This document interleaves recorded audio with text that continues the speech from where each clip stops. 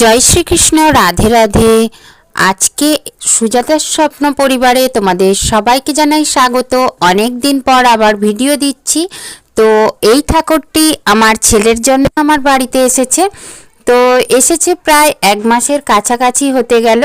তো আজকে গোপু সোনাকে কীভাবে আমি সোয়েটার পরাচ্ছি, জামা কাপড় পরাচ্ছি, সমস্তটা তোমাদের দেখাবো। তোমরা পুরোটা দেখো। আর সমস্ত সোয়েটার, প্যান্ট, তারপর মোজা সব কিছু কিন্তু আমার নিজের হাতে বানানো। অন্য কোনো একদিন তোমাদের আমি সোয়েটার বানানো, মোজা বানানো এইগুলো সমস্তটা দেখাবো, টুপি বানানো। তো তোমরা যদি দেখতে চাও অবশ্যই কমেন্টের মাধ্যমে জানাবে। আর অনেক দিন পরে আবার ভিডিও দেওয়া শুরু করলাম। তোমরা আশা করি আগের মতো আমার পাশে থাকবে, সাথে থাকবে, আর আমার ছেলেকে লেখাপড়া শেখানোর জন্য এগিয়ে যেতে সাহায্য করবে। আর দেখো, আমি এখন গোপু সোনাকে কিন্তু প্যান্ট পরিয়ে নিচ্ছি।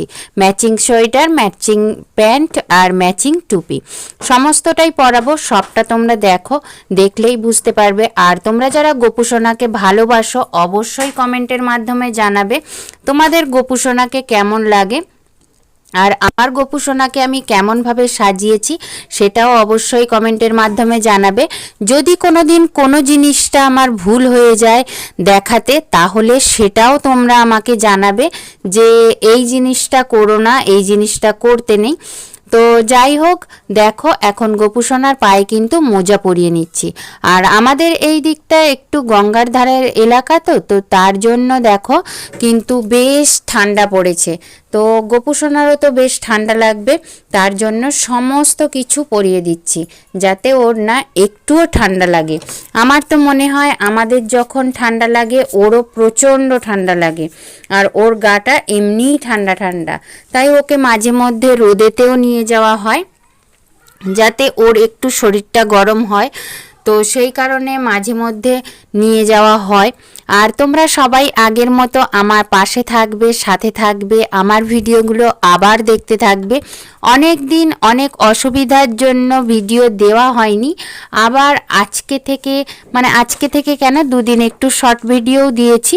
তো এখন থেকে আবার নিয়মিত ভিডিও ছাড়বো। তোমরা অবশ্যই আমার পাশে থাকো, সাথে থাকো, আর আমার চ্যানেলটাকে সাবস্ক্রাইব করো। পাশের বেল বাটনটা অবশ্যই প্রেস করো যাতে আমার ভিডিওগুলো তোমাদের কাছে সবার আগে পৌঁছায়।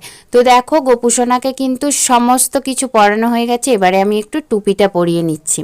তো টুপিটা আমি প্রথমে এমনিই পরিয়েছিলাম, তারপরে দেখলাম যে এমনি পরানোর থেকে ওর চুলটা একটু লাগিয়ে নিয়ে পরাই, তাহলে কিন্তু আরও সুন্দর লাগবে।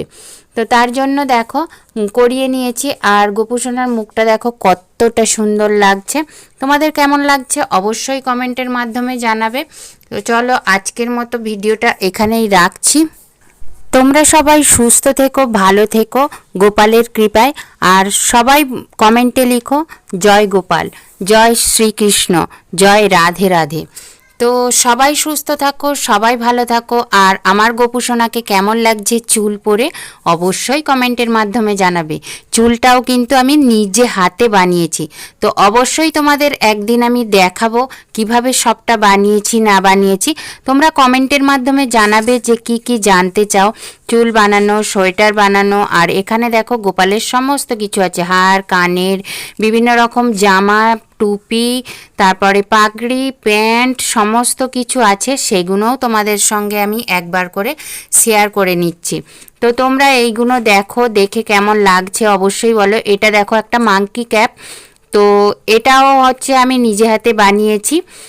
তো সবটাই দেখো। আর এটা পাগড়িটাও আমি নিজে হাতে বানিয়েছি। আমি একটু হাতের কাজ নিজে করে পরাতে বেশ ভালো লাগে।